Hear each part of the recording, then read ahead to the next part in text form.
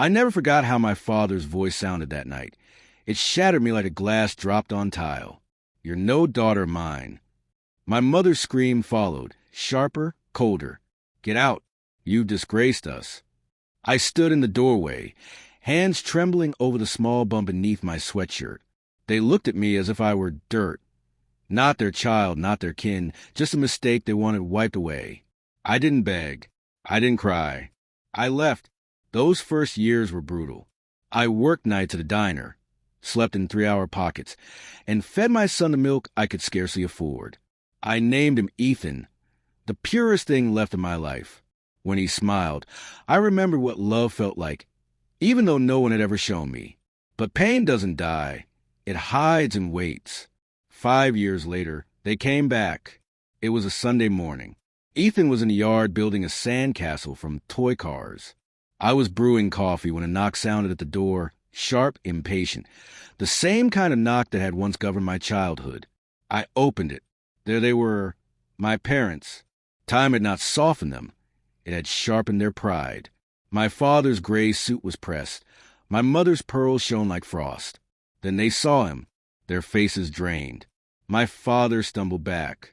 My mother's lips quivered. What is this?" she whispered. I smiled, steady and deliberate. "This is your grandson." What froze them wasn't the word. It was the eyes. Ethan's gray eyes, the same keen shade as my father's. My parents had always worshipped appearances. Reputation was their religion, perfection their temple. Behind that facade, I'd been the flaw they buried. When they threw me out, they believed they'd erase me. They didn't know what I had found out. My pregnancy, their scandal, was born of their own sin. He was my father's sin, not mine. I remember that night dimly. A friend's party, a drink, the dizziness, the blackouts. At first I blamed a stranger and blamed myself. Years later, I found the truth tucked inside my mother's old letters. Her handwriting confessed what they'd hidden. "I can't forgive you, Richard. She's your daughter, and now she's carrying your child." That was the night something inside me snapped, not into blind rage, but into cold clarity.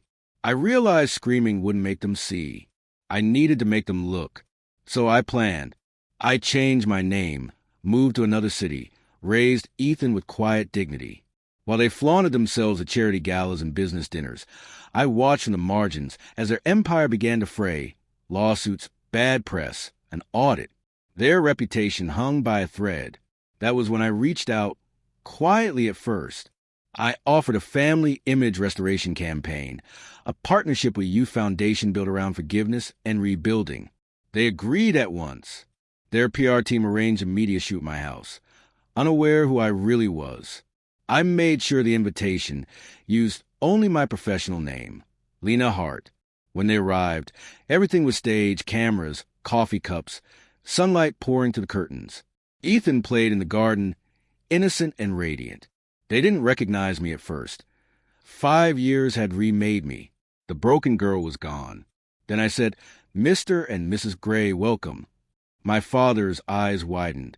My mother's hand shook. And then Ethan turned. The same eyes, the same dimple, the same blood. The silence that followed was thunderous. My father's lips trembled. This is impossible. I tilted my head, calm. "You always said I was no daughter of yours." I said, "But you never said he wasn't your son." The cameras were rolling. Their pale, horrified faces streamed live across every feed the PR team had set up. Within minutes, the story exploded. Respected businessman confronted by his disowned daughter, and the child that proves his darkest secret. By sundown, the empire had fallen. I didn't gloat. I didn't look back as they left, stunned, humiliated, finished. Later that night, as I tucked Ethan into bed, he mumbled, "Mom, who were those people?" I kissed his forehead. "Just ghosts, sweetheart. Ghosts from a house that doesn't exist anymore." He smiled half asleep and whispered, "You're not scared of them, are you?" I looked out at the quiet street. "No," I said softly. "They should be scared of me." People talk about revenge like it's poison that eats you from the inside. That's not how it felt for me. When you've been burned, revenge can be the light that lets you see again. I didn't ruin them out of hatred. I gave him a mirror they had always avoided. Sometimes the truth is the cruelest punishment of all. Final reflection. They disowned me once, but now every headline and every whisper in the city reminds them who I am and who they made me become. I am their legacy.